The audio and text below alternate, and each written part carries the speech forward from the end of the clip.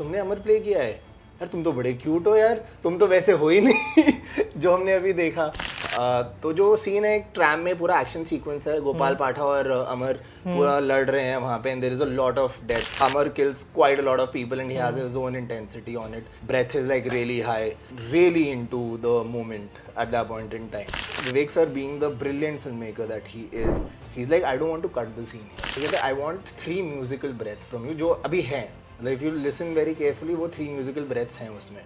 तो वो ऐसा था, ऐसे एक ब्रेथ्स आती हैं। मेरे को ये बताओ, ऐसा कितने लोग बोल रहे हैं कि हमें लग ही नहीं रहा है एकलव्य है। मेरे को तो अभी भी अमर ही लग रहा है। अमर तो नहीं लग रहा मैं किसी को एज अ कैरेक्टर मेरे लिए वो ओरिजिनल लग रहा है। मेरे को भी ये लग रहा है ये कोई इंसान कैरेक्टर करके बैठा है। अरे यार क्या बात है, thank you so much, this is the best compliment an actor can get, I think.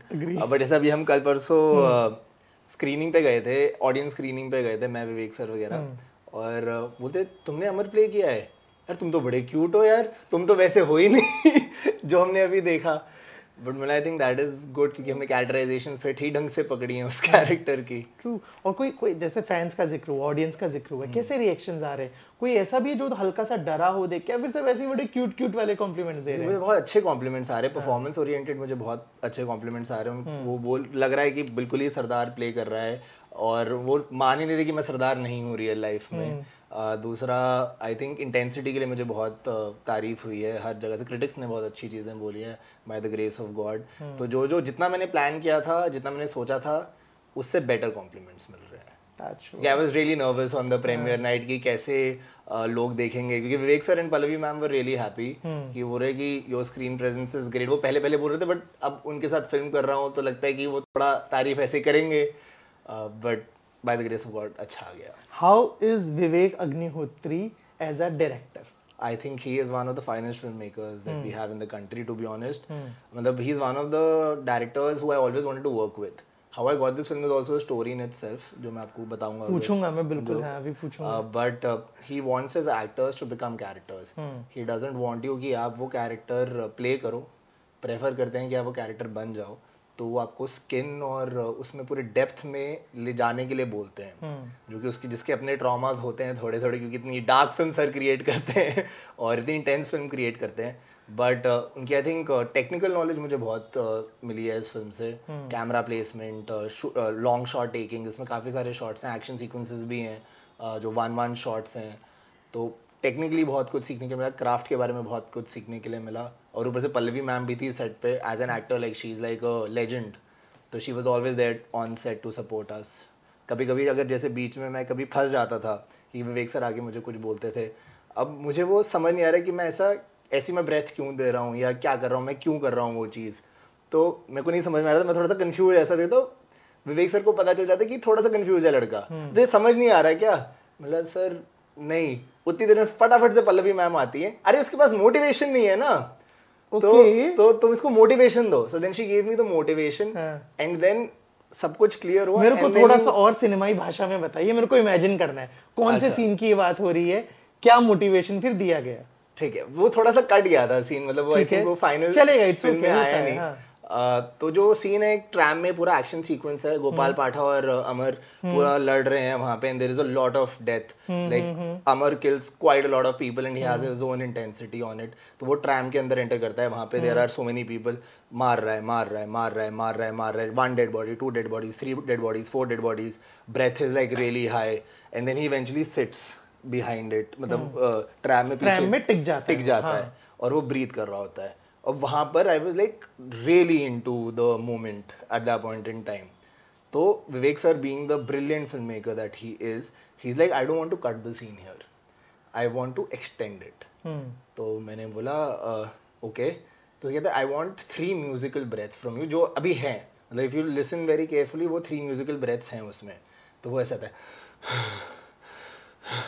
ऐसे एक ब्रेथ्स आती हैं, एंड देन सामने एक डेड बॉडी है आपके, एंड इवेंचुअली अब ये मैटर नहीं करता कि वो किस साइड से लड़ रहा था, but humanity is being lost, people have been killed, there is so much of blood on your hands also, and then I want you to go there and pick up a flag and you cover his face with it. You kind of pay homage to the dead bodies, and then whatever you feel, I want you to kind of internalize it, and then you do whatever you want to do. तो ये पूरा scene था. इसमें तो motivation आ गया था, but जब पहले बात हो रही थी तब मुझे वो मोटिवेशन नहीं आ रहा था कि मैं क्यों जा रहा हूँ उसके पास. तो वो थोड़ा सा हल्का सा मैकेनिकल हो रहा था, डेड बॉडी के पास जाना. तो फिर उस टाइम पे पल्लवी मैम ने मोटिवेशन का मुझे वो दिया कि क्या है, take a breath, take a pause, and then you go ahead and do it. And then I did it. I think that was one of my best scenes in the film which got cut. But then eventually एक scream भी आती है उसमें, मतलब then वो जब when you are in the moment then you play with whatever tools that you have, and then I haulm like really loudly. But I think वो पूरे सिनेमा जो हम फिल्म दिखा रहे हैं उसमें फिट नहीं बैठा हुआ, तो may be that's why. Happens. Already 3 घंटे 20 मिनट की फिल्म है. तो मुझे ये बताइए, जब ऐसा कोई कैरेक्टर रहता है ना जो खून खराबा कर रहा है, किसी को प्रोटेक्ट भी कर रहा है, प्यार जैसा भी है, बहुत सारे एलिमेंट्स, इमोशंस एक साथ चल रहे हैं, जब शूट से घर वापस आते हो क्या वो कैरेक्टर चढ़ा रहता है? और क्योंकि आप बहुत लंबे टाइम तक शूट कर रहे हो, मैं अगर बोलूं जो असली जो एकलव्य है वो कितना खो जाता था या वो रहता था? मैं थोड़ा खो गया था इस जर्नी में, which was a kind of a learning experience also for me. कि आप जब सेट को छोड़ोगे, जब आप घर आओ, तो वहाँ पे जो कुछ भी हुआ है उसको पीछे छोड़ के आओ, उसको आप घर नहीं ला सकते हो, जो कि मैं नहीं कर पा रहा था. क्योंकि मैं पूरा मेथड करने की कोशिश कर रहा था, कि मैं पूरा चाहता था कि मैं पूरी मेहनत करूँ इसमें, पूरी शिद्दत से करूँ ये कैरेक्टर भी प्ले. तो जैसे ये दिन था जो भी मैंने आपको सीन पूरा डिस्क्राइब किया, और ऐसे कुछ और भी सीन्स थे जो कि बहुत ही इमोशनली एग्जॉस्टिंग और वो थे. और हमारे पास ऐसा भी नहीं था कि ब्रेक्स हो रहे हैं, सब कुछ बैक टू बैक हो रहा है. एक सीन के बाद दूसरा सीन वो भी ट्रॉमेटिक, तीसरा सीन वो भी ट्रॉमेटिक, चौथा सीन वो भी ट्रॉमेटिक. तो देयर वर नाइट्स जब मैं रात को नहीं सो पाया था, और काफ़ी फिर वो नींद का भी सेल्फ हो जाता है, डेप्रिशिएट हो जाता है, फिर वो it kind of affects all your mood and energy. But then one day I told Vivek sir कि सर मेरे से अभी एक दिन का मुझे ब्रेक चाहिए. लाकीली शेड्यूल भी वैसा ही था, या फिर पता नहीं विवेक सर ने वो किया, but then he gave me a one day off to kind of breathe, sleep, reset and then come back to the set. अभी ठीक हो? अब तो मैं परफेक्ट हूँ. परफेक्ट लग नहीं रहा क्या? अरे एकदम परफेक्ट लग रहे हो. अब मुझे बताओ, वो जो बोलते हैं ना किस्सा भी है कास्टिंग का, हाँ. क्या है वो, कैसे मिली फिल्म? तो मैं राइटर भी हूँ. तो जब आप इस इंडस्ट्री में आते हो तो आपके पास, when you are an outsider, आपके पास ज़्यादा दरवाजे खटखटाने के लिए नहीं होते. तो अब हम कुछ फर्स्ट टाइम लोग थे जिनको एक फ़िल्म बनानी थी, जिनको मन था कि हम सिनेमा क्रिएट करें. तो हम सारे फर्स्ट टाइमर्स मिलके हमने एक फ़िल्म बनाई, इंडिपेंडेंट इन्वेस्टर्स लाए, sorry we created the film and we did a festival run with it. उसका नाम है ट्रैक टू नेवरलैंड. तो फेस्टिवल्स में वो काफ़ी फेमस हो गई film. We won about 13 awards. Regina film festival गए कनाडा में, IFM मेलबर्न गए, Asian film festival of Barcelona गए, दादा साहब फाल्के में हम अवार्ड्स जीते. तो उसके बाद हम OTT प्लेटफॉर्म्स को हमने अप्रोच किया कि हमारी फिल्म को, it's not a theatrical film, तो OTT platform is the right way to release the film. तो हमें वहाँ से कुछ भी पॉजिटिव रिस्पॉन्स आए नहीं. Nobody saw the film also, they just saw the trailer, और उन्होंने देखा कौन है, सारे फर्स्ट टाइमर्स है, कोई स्टार बेस नहीं है, किसी की फॉलोइंग ज़्यादा नहीं है. तो उन्होंने बोला कि अभी we are not taking any films. तो फिर I kind of created a list of directors जो मैं जिनको एस्पायर करता हूँ, उनके साथ काम करना चाहता हूँ. तो मैंने बोला sir one of them can kind of come on board as a creative producer, तो ईजी हो जाएगा मेरे को फिल्म को रिलीज़ करने के लिए. तो 1.5 साल से मैं विवेक सर को मैसेज करता रहा कि सर ये मैंने फिल्म बनाई है, इसका ये ट्रेलर है, ये अवार्ड्स हम जीते हैं, ये फेस्टिवल्स में हम गए हैं. तो 1.5 साल से उनको कुछ रिस्पॉन्स नहीं आया, एक भी नहीं आया. और मैंने फिर एक बीच में राय सिंघानी एक वेब सीरीज़ थी सोनी लिव पे, वो करी. उससे भी मुझे काफ़ी प्यार मिला, कैरेक्टर को काफ़ी प्यार मिला. उसको आप देखोगे तो वो भी बिल्कुल ही अलग है इसमें. तो आई वाज दैट लाइक, मैंने बोला यार मैंने एक अच्छी वेब सीरीज़ कर ली, एक फिल्म मैंने बना ली है, अब इससे ज़्यादा मैं क्या कर सकता हूँ ना. अगर मुझे अच्छा काम नहीं मिल रहा है इंडस्ट्री में तो मे भी किस्मत में नहीं है. तो घर जाओ, कुछ और काम करो, मेहनत करो, थोड़ा तो इंटेलिजेंट हुई, कुछ और पकड़ ही लूँगा लाइफ में. Though I love this field so much. तो I was going through a very tough time, like a really tough time. मतलब आई होप कोई भी उस पर ना गो थ्रू करे ऐसे टाइम से. तो गणपति जी का टाइम था एंड 2 साल से मैं गणपति जी को ला रहा था घर पे, जो कि मेरी एक दोस्त ने मुझे बोला था कि मैं एक दिन अपने घर पे नहीं ला पा रही हूँ कि हमारे घर पे डेथ हुई है, तो can you keep Ganpati. So it came like that. And once, दोस्त का नाम Pihu Sand, she is also an actor. Okay. तो जब पहले साल पे मैं लाया तो it was like such a surreal feeling कि आपको इतनी पॉजिटिविटी आती है बप्पा के आने पे। तो सेकंड साल पे जब वो आए तो मैं बिल्कुल ही निराश बैठा हुआ था and Bappa could see it, I am going through some stuff. मैंने बोला 1 महीना और बप्पा, 1 महीने में कुछ नहीं हुआ, मैं जा रहा हूँ घर, मेरा हो गया है, I am out of here. तो फिर उस दिन पता नहीं क्या हुआ, बप्पा के सामने मैंने बैठे बैठे एक फाइनल मैसेज भेज दिया सर को, विवेक सर को, कि ये sir reminder message, if you have some time please see the trailer. शाम को उनका मुझे मैसेज आया, good work. Okay. And I was elated कि विवेक सर का मैसेज आ गया है और इससे बेहतर क्या हो सकता है। बट मैंने बोला सर मैं आपसे मिलना चाहता हूँ। कहते मैं अभी यहाँ पर नहीं हूँ, मैं गोवा में हूँ और वापस आएंगे तो मिलेंगे and we'll see if we can do something about the film. तो उसके बप्पा को हमने विसर्जित किया, लाल बागचा राजा के दर्शन करने गया। लाल बागचा के राजा से मैं वापस आ रहा था तो मुझे उनका मैसेज आया, ऑडिशन करोगे क्या। मुझे पता था कि वो ये फिल्म बना रहे हैं। मैंने बोला सर ऑडिशन कैसे नहीं करेंगे, नेकी और पूछ पूछ। तो उन्होंने मुझे ऑडिशन स्क्रिप्ट भेजी। और क्या स्क्रिप्ट थी यार, मतलब जो वो वाला सीन ओरिजिनल पोर्शन था, ओरिजिनल पोर्शन कुछ और दिया था। आई प्रेफर ओरिजिनल पोर्शंस क्योंकि वो फिर आपको कैरेक्टर के बारे में ज्यादा पता चलता है। I don't like to give auditions जो अगर मान लो गली बॉय का सीन हो या जिंदगी ना मिलेगी दोबारा का सीन हो, उसमें पता नहीं मुझे इतना मजा नहीं आता। अगर आप ओरिजिनल स्क्रिप्ट का सीन दोगे तो दैट्स ऑलवेज बेटर। बट वो वाला सीन था जिसमें सिमरत को दिखाते नहीं है कलकत्ता की लाशें बिछी हुई हैं, जिंदा हो तो मुस्कुराओ। यार ये क्या लिखाई है, क्या लिखा हुआ सीन है ये। आई लाइक इंस्टेंटली यही पीहू को ही मैंने बुलाया अपनी दोस्त को वापस, बोला भाई तू ऑडिशन शूट कर मेरा। We shot the audition, sir saw it day 1, he loved it. 2 दिन के बाद Pallavi ma'am called me and she signed me for the film. और ये तो बप्पा ने दी है मुझे film. Oh my friend Ganesha, तू रहना साथ हमेशा। फिल्म का एक्सपीरियंस कैसा रहा? बहुत सारे लोगों के साथ आपका शेयरिंग है, स्क्रीन दिख रहा है, सिमरत है, बाकी भी और 3-4 कैरेक्टर्स हैं। How was the experience? I think it was wonderful.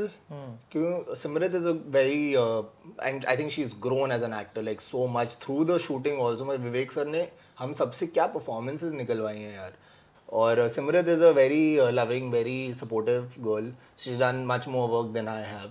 तो वो एक experience वो भी लेकर आती है। But I think we were very pally and we were just interested in playing the characters and trying to do the best that could be done. Namashi is again मतलब we are like enemies on screen, but उसके बाहर I think we are very good friends. We've gone out a couple of times for coffees and stuff. और फर्क पड़ता है कि एक तरफ आपके साथ वो इंसान है, चाहे वो सिमरत हो चाहे वो नमोशी हो, जिनका कहीं ना कहीं ग्राफ या एक्सपीरियंस ऑलमोस्ट एक जैसा है, ये थोड़ा बहुत एज मैं कहूँ यंग ब्लड। दूसरी तरफ ऐसे लोग हैं यार जो बहुत सीनियर हैं, जो अपने आप में पूरा सिनेमा लेके घूम रहे हैं, उनके सामने परफॉर्म करना, वो नर्वसनेस आता है या फिर मल्टीपल टेक्स लगते हैं उस वक्त? ऑफ कोर्स नर्वसनेस तो आती है। अब देखो जितने भी एक्टर्स हैं सारे के सारे, हमारा पूरा एंसेम्बल कास्ट, जितने भी सीनियर एक्टर्स हैं, दे आर ऑल लेजेंडरी। मतलब they have seen cinema, they have acted in the cinema that we call legendary and they've given legendary performances. तो उनके साथ ऑब्वियसली मतलब थोड़ा तो डर होती है। अनुपम sir, Mithun Chakraborty sir, Pallavi ma'am, इन सबके साथ, देवेंदु सर के साथ तो सीन्स भी थे, इसलिए तो अलग लेवल पे वो अपना एक्सपीरियंस लेकर आते हैं। But then it's always very easy to work with them also, क्योंकि वो इतने मंझे हुए खिलाड़ी हैं। अगर आप कहीं पे अटक वटक रहे होगे ना तो वो आपको एडवाइस दे देते हैं कि यहाँ पे पॉज ले ले, ये कर ले, वो कर ले, यहाँ पे ब्रेथ ले ले। तो उस वे में आपके सीन्स और बेटर हो जाते हैं क्योंकि वो इतनी एनर्जी आपको दे रहे हैं, समझ रहे हो। और फिर यंग ब्लड के साथ ये भी है कि since we are all newcomers, Namoshi, Simrat and me, तो हमारे में ये था कि that we had that so much of energy, we had so much of passion to do this film and we wanted to do good stuff. तो वो एक young blood में भी ना एक अलग एनर्जी क्रिएट होती है जो कि आपको पता नहीं होती वो कहाँ पे जाएगी। तो विवेक सर की डायरेक्शन तो है ही, तो उन्होंने उस एनर्जी को सही जगह पे डाल दिया उसका। और लगता है बागी 4 से क्लैश का नुकसान हुआ है फिल्म को commercially? I don't think so. मतलब ऑब्वियसली स्क्रीन बढ़ जाती है तो उसका तो नुकसान हुआ ही है। मुझे अभी भी लगता है कि बागी 4 की ऑडियंस अलग है और हमारी फिल्म की ऑडियंस अलग है। हमारी word of mouth is very strong and everybody like मैंने 4-5 स्क्रीनिंग्स ऐसी रैंडम ऑडियंस, क्योंकि करना तो है ना, देखने की क्या रिएक्शंस आ रहे हैं। अभी लोग इतना पहचान भी नहीं रहे हैं, तो you can do all those things. अलग अलग सिनेमा घर में जाके देखो क्या क्या रिएक्शंस आ रहे हैं। तो everybody has praise the film and everybody is like closing their eyes, हाथों पे मुंह रख रहे हैं, रो रहे हैं व्हाइल वाचिंग द फिल्म. तो उससे बड़ा तो कुछ हो ही नहीं सकता, specially for the climax. I think it was beautiful. It was beautiful. एक मुझे बहुत अच्छा कॉम्प्लीमेंट मिला था अभी, आई थिंक सैटरडे संडे को हम स्क्रीनिंग पे गए थे एक, तो उन्होंने बोला we were waiting for you guys to come back on screen, कि कब आओगे आप स्क्रीन पर. तो मतलब यार ये तो बहुत ही अच्छा कॉम्प्लीमेंट है. Actually it is a beautiful compliment. Instagram is buzzing like anything. People are sending so many messages. We loved Amar. Spoilers नहीं दूंगा. Why? वो सब ये सब. तो Instagram has been buzzing, and the critics have said great things about me which I was not expecting. कुछ ने तो काफी अच्छी चीजें लिखी है, तो I'm really grateful. Thank you critics. Thank you so much. Thank you. मुझे ये बताइए, जो अभी बोला ना Instagram is buzzing, फॉलोअर्स का फर्क पड़ रहा है? थोड़ा सा, इतना ज्यादा नहीं बढ़ा. मतलब आई थिंक फ्रॉम फ्राइडे से सैटरडे 600-700 तो बढ़े हैं. बाकी my reach has grown to 1.2 million. Reach बढ़ी है, फॉलोअर्स में भी इतना बढ़ेगा. अभी और क्या जरूरी है यार कास्टिंग के लिए फ्यूचर. होता है ऐसा, मतलब कभी जैसे आपने बोला ना कि जब फिल्म दिखाई थी तो लोग बोले सारे नए लड़के हैं, फॉलोअर्स भी नहीं है कुछ खास. इससे फर्क पड़ता है जब ऑडिशंस वगैरह देने जाते हो? बहुत. आई थिंक अब तो सारे कास्टिंग डायरेक्टर्स और प्रोड्यूसर्स आपसे मांगते हैं आपका Instagram link. They don't want to check your pictures तो हम सेपरेटली उनको, तो वो चेक कर रहे थे कि क्या फॉलोअर्स हैं, क्या काम किया है, ये सब क्या है. और कुछ तो ओटीटी प्लेटफॉर्म से आए हुए हैं कि दैट हमें इतने मिनिमम फॉलोअर्स का कास्ट करना चाहिए. मैं लिखता हूँ ना, तो कभी कभी डायरेक्टली ओटीटीज के साथ भी टच में आता हूँ, तो वो भेज देते, उनको नहीं पता था कि मैं एक्टर भी हूँ. तो वो सारे रिस्पॉन्सेज आते हैं. अपकमिंग क्या और क्या कुछ? ट्रैक टू नेवरलैंड रिलीज करना सबसे पहले, सबसे ज़्यादा इंपॉर्टेंट काम है मेरे लिए. फिर उसके बाद एक लव स्टोरी है जो मैंने लिखी है. उसके लिए मेरी 1-2 जगहों पे बातें चल रही हैं, तो फिंगर्स क्रॉस्ड कि that is made. Fair enough. Thank you so much भाई for the बातचीत and all the very best for upcoming projects. Thank you I so really much. wish जो इस फिल्म में हमने मैजिक देखा है वो स्पार्क बना रहेगा. मेहनत तो पूरी करेंगे. So thank you so much. Thank you. Hi, my name is Eklavya Sood and you are watching me on Galata India.